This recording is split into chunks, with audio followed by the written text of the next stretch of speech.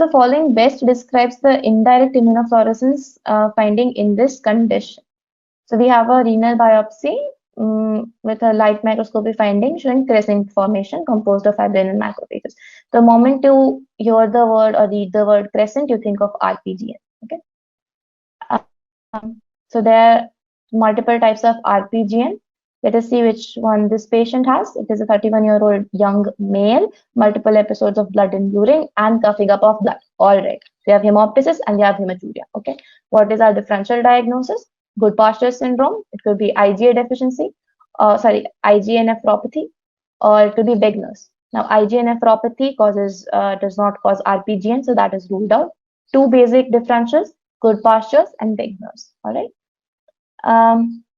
Moving on, the reports a decrease in, so there's oliguria, there is pain during urination, no other symptoms on past history, no history of bleeding disorders, right? Chest auscultation is normal.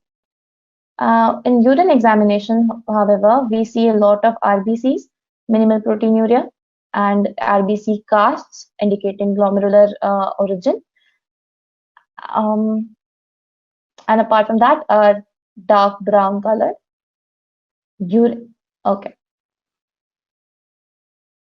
So what could be the possible answer? We already ruled out IgA, right? Good postures in this scenario, right? There will be no granular subendothelial deposits because that is seen in MPGN.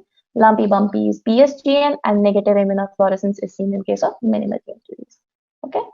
So in our case, it is good postures. The patient also does not present any other symptoms. See, there is sinusitis, there is crackles, there is even pulmonary findings, there even small cavities found on chest X in case of Wegener's, saddle nose deformity, vasculitis is seen everywhere. None of those systemic findings are present.